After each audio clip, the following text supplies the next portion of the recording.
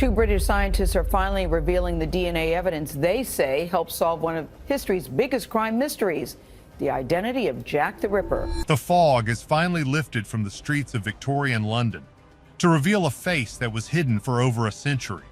For years, people have invented wild theories about who was responsible for the Whitechapel incidents. Good morning. The savagery of Jack the Ripper's crimes terrorized the residents of London. No one was even charged, although the police have had their suspicions. Now, more than a century later, modern technology may have finally unmasked the elusive killer. But the DNA does not lie.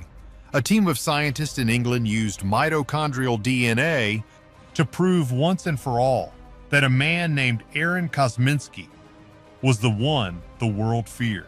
Two biochemists who analyzed it say they detected the DNA of Catherine Eddowes, Jack the Ripper's fourth victim, in apparent bloodstains. They also found a semen stain they believe came from Aaron Kosminski. He was a regular person living a quiet life of struggle while carrying out the most famous crimes in history. After all this time, the puzzle is finished, and the truth is finally here. Chasing ghosts in a London lab. Acting Sergeant Amos Simpson was standing in the middle of a nightmare on the night of September 30th, 1888. He was at the scene where Catherine Eddowes had her life taken, and he saw a silk shawl lying near her body. Instead of leaving it for the investigation, he decided to take it home to his wife. This decision sounds strange to us now, but back then the rules for evidence were very different. His wife was horrified by the stained fabric, and she never wore it or even washed it. It stayed in a chest for over 100 years, passing from one family member to another, until it finally ended up at an auction house. Most researchers thought the shawl was a fake, but Russell Edwards was willing to take a huge gamble on it. He spent a lot of money to own this piece of history, because he believed that the stains on the fabric could still hold secrets. The shawl was over 6 feet long and covered in a floral pattern, but the most important parts were the dark spots that looked like old spills. Russell knew that if this was really from the crime scene, those spots were the only way to find the truth. But here's the catch. The fabric was old and dusty, and it had been handled by many people over the decades. Most scientists told Russell that trying to find usable information on it was like trying to catch a shadow. The environment of London was very dirty back then, and the shawl had survived through 2 world wars and several house moves. It seemed impossible that any biological material could still be there after so much time. Russell did not give up though, and he eventually found a scientist who was willing to try something new. Dr. Jari Lohalainen was an expert in analyzing very old and damaged samples. He had worked on cases that were thousands of years old, so a century did not scare him. They had to be extremely careful not to damage the fabric any further while they looked for microscopic traces. They used special lights to find biological stains that the naked eye could not see, and they were shocked to find 2 different types of traces on the shawl. One was from the victim, and the other was from the person who was with her when she died. It's not that simple though, because finding the traces was only the first step. They needed to prove that the shawl was actually at the crime scene, and not just a random piece of old cloth. They spent years tracking down the history of the Amos Simpson family to verify the story. They found that the sergeant really was on duty that night, and he was part of the group that discovered the tragedy. Once they had the history they needed to use the science to confirm it, they reached out to a woman who was a direct descendant of Catherine Eddowes. This was crucial because they needed her DNA to compare it to the stains on the shawl. If the DNA matched, then the fabric was definitely authentic, and they would have a solid foundation for the rest of the study. The pressure was on, because this was the first time anyone had used this level of technology on the Ripper case. The science was about to reveal a secret that had been buried for 5 generations. The researchers focused on something called mitochondrial DNA, which is very special for a few reasons. Basically, every cell in your body has this type of DNA.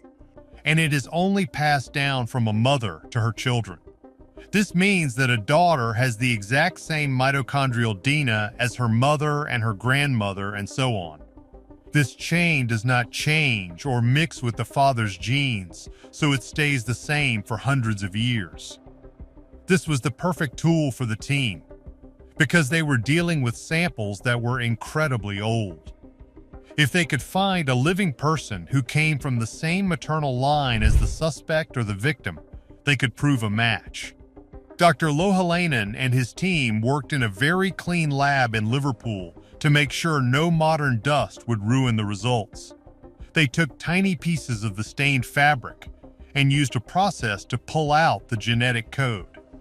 Yeah, about that part where people think science is fast and easy. It actually took years of patient work to get a clear reading. They had to wash the fabric in a special solution To separate the DNA from the silk fibers without destroying it. When they finally compared the sample from the shawl to the descendant of Catherine Eddowes, the computer showed a perfect match. This was a massive moment because it proved the shawl was real and it was present at the fourth tragedy. But the even bigger discovery was the second set of traces found on the cloth. These traces were not from the victim, and they belonged to a man. The team had a list of suspects from the old police files, and they started looking for living relatives of those men. They focused on a name that had been at the top of the list for a long time. His name was Aaron Kosminski. And get this, the team actually found a woman who was the great-great-granddaughter of Aaron Kosminski's sister.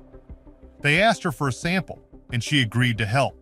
The lab ran the test to see if the male traces on the shawl matched her maternal DNA. The probability of a match was calculated by a computer, and the results were undeniable. The male DNA on the shawl belonged to someone from the Kosminski family. Since Aaron was the one who lived in the area and was a primary suspect, it confirmed that he was the man the police had been looking for. This scientific breakthrough turned a 100-year-old mystery into a closed case. Hands down, this was the most important piece of forensic work ever done on a historical crime. The ordinary man was finally caught by the very cells he left behind on that dark night. A neighborhood monster revealed. So here's the deal with Aaron Kosminski. He was a 23-year-old immigrant who had moved to London from Poland to escape very dangerous situations in his home country. He worked as a hairdresser in the Whitechapel area, which means he was a regular face in the community. He was not a rich doctor or a genius scientist. He was just a young man who cut hair for a living. But the records from that time show that he was also very sick in his mind. Modern doctors who look at his history believe he had paranoid schizophrenia. He heard voices in his head, and he believed that people were out to get him. The police records describe him as having a very strong hatred of women, and he often had violent outbursts. He lived with his brothers and sisters, and they struggled to keep him under control. The crazy part is that Aaron lived within just a few hundred feet of several of the locations where the incidents happened. He knew every alley and every dark corner of the neighborhood because he walked those streets every single day. He was not a mysterious phantom who disappeared into the night. He was someone who could have walked right past a police officer and looked perfectly normal. People expected the perpetrator to be someone special or powerful, but Aaron was just a man who was lost in his own dark thoughts. He was eventually sent to a mental asylum in 1891 after he threatened his sister with a knife. This date is very important because the famous crimes in London stopped exactly at the same time he was locked away. He spent the rest of his life in institutions until he passed away in 1919 at the age of 53. What most people don't realize is that the police actually had Aaron Kosminski on their list of suspects from the very beginning. One of the highest-ranking officers at the time wrote a secret note in his papers, saying that the monster was a Polish man who lived in Whitechapel. They even brought in a witness who said he saw Aaron with one of the victims, but the witness refused to testify in court. Back then, if a witness would not speak, the police could not make an arrest. The officers watched him closely for a while, but once he was sent to the asylum, they seemed to breathe a sigh of relief. They knew he was off the streets and could not hurt anyone else, so they let the case go cold. They didn't want to start a riot in the neighborhood by blaming a specific group of people, so they kept the information quiet. The truth was right under their noses, and they chose to let it fade into the fog. To really understand why Aaron was able to hide you, have to understand what London was like in 1888. It was a place of extreme contrast. On one side, you had the wealthy areas with beautiful houses and fancy clothes. But the East End, where Whitechapel was located, was like a different planet. Over 900,000 people were living in a very small space. The streets were narrow and crowded, and the housing was falling apart. Entire families would sleep in one tiny room, and the smell was overwhelming. There were no modern bathrooms, so waste was often thrown into the streets.